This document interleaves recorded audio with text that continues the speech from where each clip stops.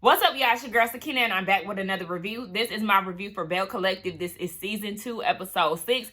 But before I get into the review, I want to thank everybody who has helped me reach 5K. We have finally made it to 5,000 subscribers. We have more to go, but I truly appreciate it. I did say it in my Ready to Love video, but I always want to, express that for people. Certain people don't watch certain videos and all of that, so I just want to make sure I touch all bases. You feel me? But yes, I do want to say thank you so much. I appreciate it. Of course, I would be nothing without my subscribers on these YouTube streets. So I really appreciate it. Honestly and truly, we got more to go, like I said. So shout out to all the new subscribers. Shout out to all the OGs. Y'all make sure y'all get down in the comments so we can interact with each other. And just like I said before, I want to give a full disclaimer. Your girl is tired, okay? It's Labor Day and she's laboring. So the energy is a bit low, okay? I'm going to sound like a broken record for the next 3 videos. I said this in my Ready to Love. I'm saying it in Belle Collective. I'm going to say it again. Real Housewives of Atlanta. But you know what? It is what it is. We got a show to do and we got time to play. I might do Housewives of Atlanta tomorrow because I'm so tired. And I'm hoping that tomorrow will bring a new energy, Yeah, I'll probably let this be the last one that I do today because I usually do Housewives of Atlanta on Tuesdays anyway. So yeah, I think I'm gonna do that. But sorry, I just thought about that. So let's go ahead and get into this review. Before that, I forgot. I got another announcement. Be sure to check us out on the Whether You Like It or Not panel. It will be hosted by Scotty by Nature TV tomorrow, Tuesday night at 9:15 Eastern Standard Time. Again, it will be on Scotty's channel this week. So make sure that you check the community tab and set your reminder so you can be in there with us. We had a good time on my channel. This past week, we had so much fun. Yeah, I feel like every time the panel is hosted on my page, it gets turned up a little bit more, So yes, just be sure to check us out on Scotty's channel tomorrow night at 9:15 Eastern Standard Time. So yes, now we can really get into the episode, right? So it opens up where it left off last week. They tried to give us a little cliffhanger with Tambra and Damon.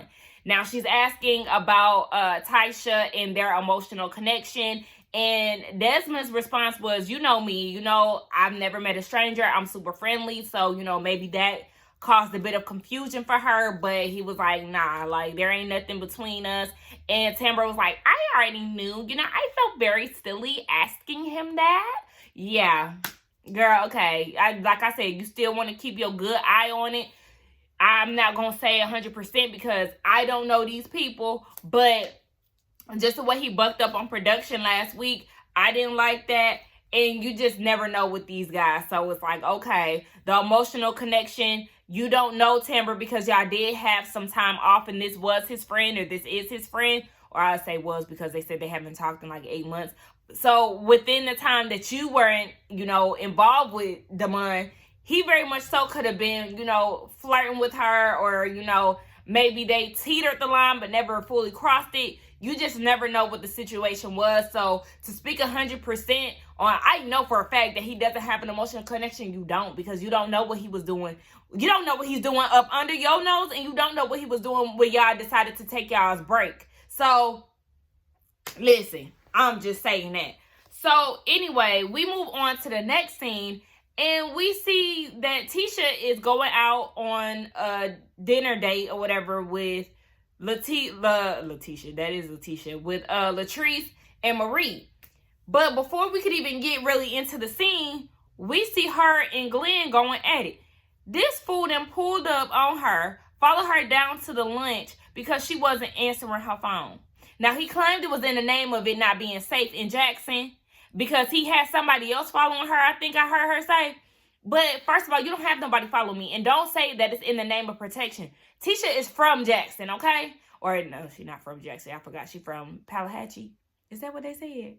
Whatever. She from there, but nonetheless, she's very familiar with Jackson. To the point where she don't need no damn bodyguard. So I'm going to need you to pipe down. You having all these suspicious scared that she's cheating on you with somebody. And if she was, then she could do that.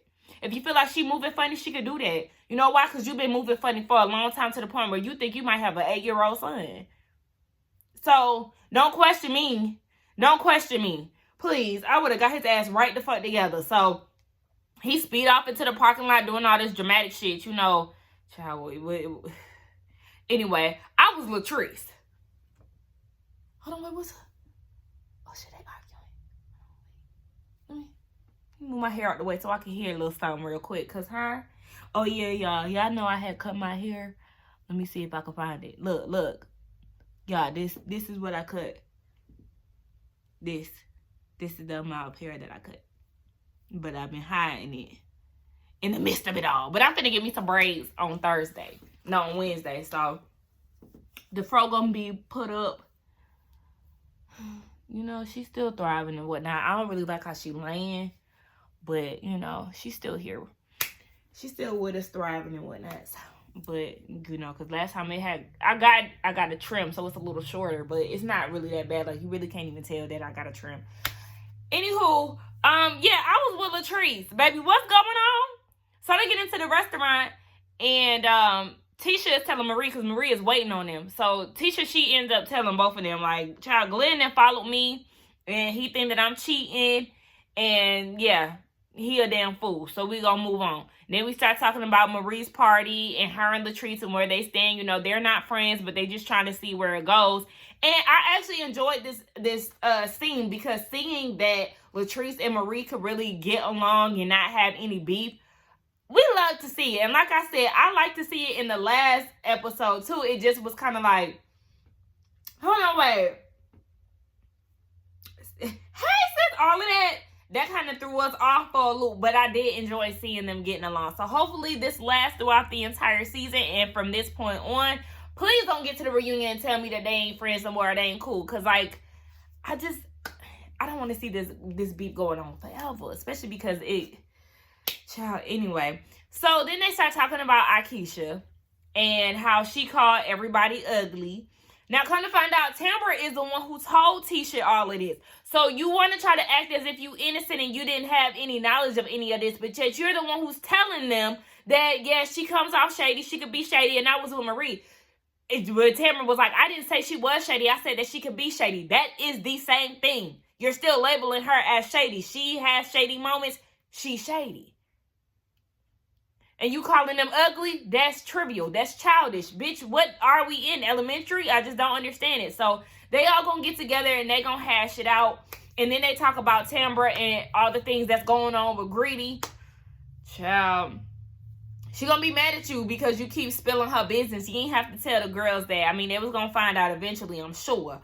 But we just see how all of this play out. I want to see what they say down at the get together when they get Akeisha together. Child, we get so Gucci and JJ. Now, this is our first solo So Gucci scene, which is crazy because, what is this? Episode 6, and this is our first time seeing her.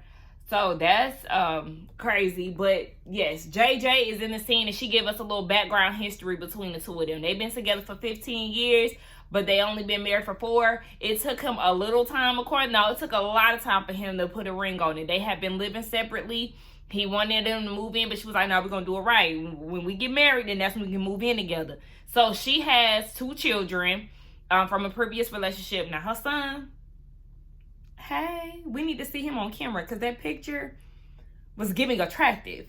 And her daughter actually stays with him, and she's 6 months pregnant. And then he has 3 daughters from a previous relationship as well. So, you know, yeah, they're dancing dolls. Like I said, I was in and out of the show, so I don't remember him as, you know, a parent of the show. I don't remember seeing him nowhere. Anyway, yeah, so they trying to get Miss Ma'am to get up out of there because they want to do some freaky deaky shit around the house. So then they have a conversation about meeting up. She's going to be doing some real estate, helping Latrice find another building for Goddess Lynch. And then I guess the guys are going to hang out. So JJ doesn't know Glenn, but so Gucci is filling him in on Glenn's past and how he, you know, had a little sneaky link and he might have an alleged child. JJ like, oh, he get a baby on the way. Oh, suck-a-ducky now. I said, oh, Jesus. See, that's why he was all up in the damn mix at the cabin when we was with Latrice and, when they was with Latrice and, Cliff.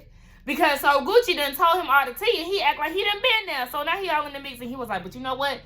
Y'all saying that he might have had a kid, but you know, you don't really know the full story. That might not even be the case. So he want to take him out to go fishing and all of this so they can have a conversation and so he can hear his side of things. I said, child, listen. It's your best bet to just let Glenn bring it up. You don't bring it up to him because it's going to definitely give off the energy that y'all been gossiping. I mean, which y'all have. But, like I said, just let Glenn tell you that story. Or just keep it on the hush because, yeah, you already know, but you don't know. Whatever. So, I guess we'll see this group of men get together later on in the episode. And I'm not really excited for it. If I hear Glenn crusty ass say he want his family back and he fight for his family one more motherfucking time, I'm sick of it. So we get down to Josh's party, right? And come to find out, this happened. His party was actually later that day from when Tisha Marie and Latrice had lunch. So yeah, she mad because the cake all crooked. And it got crooked because he done did his old Fast and Furious speed off in the parking lot. So the cake done got a little messed up. She a little pissed off about it. And then the guests start arriving. Now there's all kind of tension between the two of them.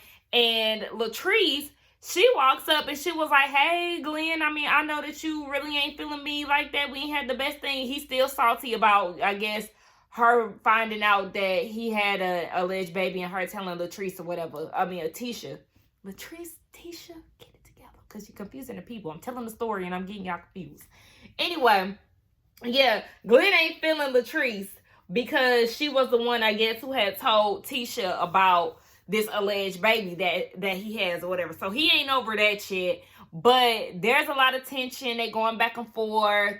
You know, but they saying that it's not the time to be doing it because it's their son's birthday. And Latrice is sticking around. She like, look, if I hear anything out the way, I'm definitely going to interject because at the end of the day, I'm a woman. I know how it feels. Like, she ain't having none of that. So she trying to stand around and make sure that the birthday is, you know, going the way that it should be going without them arguing, acting a damn fool because he decided to stalk her down to the damn restaurant earlier in the day. I'm just, like I said, I'm tired of Glenn talking about he fighting for his family. Please shut your ass up. Don't nobody care. They bringing all this BS to the baby birthday. Glenn talking about how I'm going to embarrass you because Tisha telling him, don't embarrass me. He questioning how he going to embarrass you. Baby, you already embarrassed her time and time again. And I don't even know why that's a question. So at this point, she trying to dismiss him. He go over to talk to Cliff. And he trying to get some advice from Cliff. But he talking to Cliff about how he had people following her because Jackson ain't safe and, you know, all the stuff that he got going on with Tisha and how he feel like he a goat that got dropped by an eagle. Even Cliff was like, bro, what the fuck? Like, Cliff don't know what you talking about. Cliff don't care because Cliff feel like you put all of this on yourself. So just know that Cliff is not Team Glenn. And I could appreciate Cliff in this moment because one, Glenn definitely sounds stupid. And two, yes, all the things that you have done, you did put on yourself. So then here comes Tisha. She's chiming in the situation and she wants to say how much Glenn is getting on her nerves and all of this. Why are y'all having this conversation? One, at the baby's birthday, and then two, in front of everybody. Like, it's the same old song. And now y'all incorporating other people in it. And really, they don't give a damn. I know I wouldn't. Latrice is funny as hell. So at this point, Glenn feel like he disrespect this, like he want to pipe up and he act like he about to get in her face or whatever. So Cliff has to intervene and he trying to push Glenn back. And Latrice in her confessional was saying that it's not out of the ordinary for Cliff to, you know, step in like that because he loves kids. So he wants to make sure that Josh's party goes well. And she was like, you know, I feel the same way too. I love kids just as long as I don't have to have them. Okay. Baby, Cliff is disgusted by the situation. He said, baby, I don't know if this a kid's birthday party or we in divorce court. But one thing about it, he wants them to stop the shit. And Latrice and Tisha, they had a side conversation. Latrice is basically like, Glenn needs to start taking accountability and getting his shit together. If he can't take you for who you are right now, then that's a no. Your mama be telling you you need to pray and all of that. You could pray 1,000 times, honey, and what? So, yeah. I'm just tired of this storyline. I'm just as disgusted with it as Cliff is. And for once, we on the same damn page. Marie and Akeisha, they actually get together for a play date with Marie's grandson and Akeisha's son. They have 2-year-olds, so they went and played together. Now, Marie was saying in her confessional that she is going to put what Akeisha allegedly said about them being ugly to the side and really get to know who she is as a person. And I can really appreciate that with Marie. It's giving growth. It's giving growth. Okay. We love to see it. But yes, she said she's going to put all of that to the side and really, get down to who Akeisha really is. And the conversation that they had, it really did seem very genuine. They discussed Marie living with her grandson full time and, the loss of his mother and all the things that Marie has going on in her life, including her health. She has lupus, and sometimes she feels like, she's scared that her kids won't be able to, that she won't be able to see her kids grow up and be, adults, because she is carrying her family. So she's just worried that, her health may not allow her to see her children grow up. And I did feel extremely bad for her when she said that, because Marie does have a lot on her plate when it comes down to her health, her businesses, her children, taking care of all her children. Because even before the girl passed away, remember, she's still taking care of her son's children.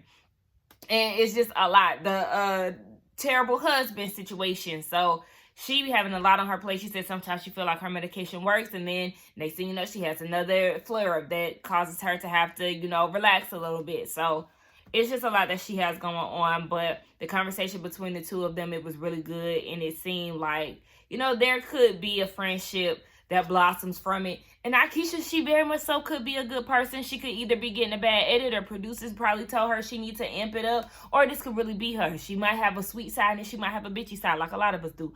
I don't know. I can't really call it as far as how I feel about her, but I don't hate her. I might be singing a different tune when we get down to the "you called us ugly" scene, but we just gonna see. I just knew that this scene was going to be the foolishness that it is, with all the men. And when they got together, like, they start talking about Glenn and his issues with Tisha. I'm with Cliff. Just get the damn DNA test and do what the hell you got to do. Like, goddamn, why is Cliff the one that's making the most sense? I shouldn't be surprised, because, out of all of them, Glenn is the dumbest. I don't know JJ like that. He just super goofy and animated. Akeisha husband, we see each other, because, baby, what's happening here? Like, what? I feel like I identify with him the most out of everybody. Like, baby, we both just confused. They sound stupid. And this is literally the type of stuff that I don't like. When I hear a group of men come together and they sound stupid and they feed off of each other and they pump each other up and make it seem like what they saying is really some true shit, and it's really dumb. Because at the end of the day, that's what Akeisha's husband is giving too. Like, what? All y'all sound dumb. Like, y'all sound dumb because the way y'all are, articulating. And I'm not saying just because they country. I'm from the South, so I'm not, like, this type of language is not, or this type of dialogue is not foreign to me. But it's just kind of like, sometimes the way, you enunciate words or pronounce words or form sentences together, it kind of be like, what? And then the metaphors that y'all using, that's the thing too. Because JJ start using something. What he say? Something about a spare tire, and then Glenn said something about, you can shower her with all these things, foot massages and all this, and then whole time she want this dude down the street for a quick 15. What is y'all talking about? Y'all sound so dumb. Like, y'all sound so dumb. Y'all's logic don't even make sense. Glenn, you're the dumbest person on the cast. Like, please stop talking, because you dumbing it down, and I just can't deal with it. I cannot stand this type of shit. This scene is exhausting me. And I know that Akeisha's husband was going to talk hella shit when he went home to her, one. And two, he was thinking, bruh, when the fuck is this scene over so I can go home? Because that would have been me. Glenn sorry as fuck.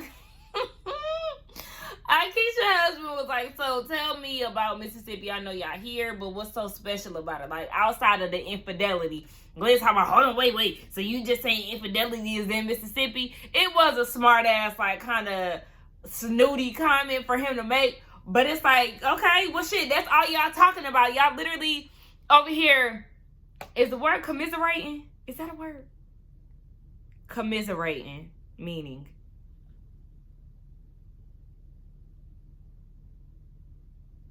Yeah.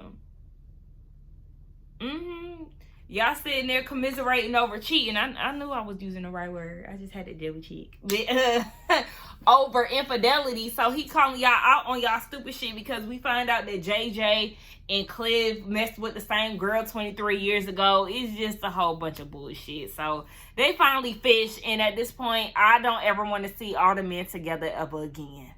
So we get down to the sisterhood party, meeting, whatever. Everybody's in attendance with the exception of Marie because she's having a flare-up. But they did say she'll be on camera or on FaceTime. So they basically using this time to clear the air, get all their grievances out. So then Akeisha is questioning, if she's even a part of the sisterhood because she heard that Marie had a party. Latrice was invited, but she wasn't invited. And my thing is, Latrice is a part of the cast. Granted, Akeisha is too, but Latrice is a part of the cast. They have more of a history, though it's not a good history. And then you got to keep in mind that Essie is the one that invited her. So had Essie not invited her, Latrice wouldn't have been there. So that's the only reason why she did get invited. She didn't get a personal invite from Marie herself like the other people did. So that is the difference. And I feel like there was something else that I wanted to address, but I can't think about it. Hopefully it'll come back to me. Akeisha, I'm going to need you to understand that none of these women on this platform is jealous of you. For what? Everybody on this platform is successful women. That is the whole topic of the show. Five, six successful black women that are in their own lane doing a damn thing. So I don't see how any of them would be jealous of you. Like, let's get that very clear. I cannot stand when people do that shit. Because, like, girl, jealous of what? Can you please elaborate? Because what is it? Anyway, so yes, Tambra, and I agree with Latrice, is definitely a walking contradiction. You went and told these women what your good friend Akeisha said, but yet you're also in front of everybody telling them that you don't do the he say, she say. If that's the case, you wouldn't have carried that bone to your friends about what your friend said to them. That don't make no damn sense.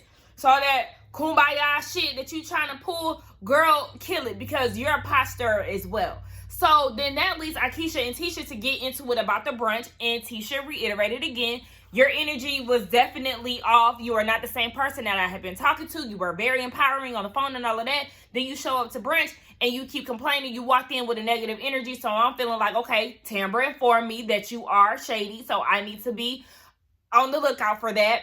And Tambra's like, no, I wasn't saying it like that. No, girl, shady is shady. Okay, you throw shade. Whatever. You're being shady. So Akeisha's trying to act as if she's not, but she definitely is. You came with the intentions. As soon as you came in the door, you didn't like what you seen, so you automatically put your nose up to them, and you felt like they were beneath you because you thought you was gonna be walking in with the who's who, and your plate's dirty, the food is burnt, all of this. You hate the glitter table. You had all these critiques, and I was with Letitia. You definitely kept saying that the plate was dirty. So, I mean, how many times do I need to hear you say it? Bitch, I got it the first time.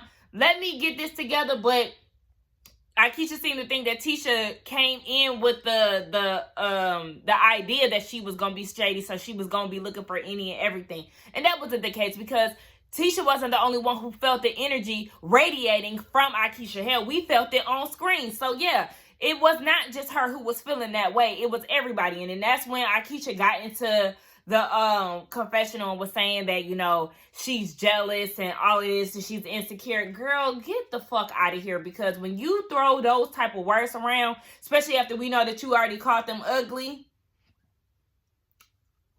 it's giving a little something. Okay? So, bitch, watch it.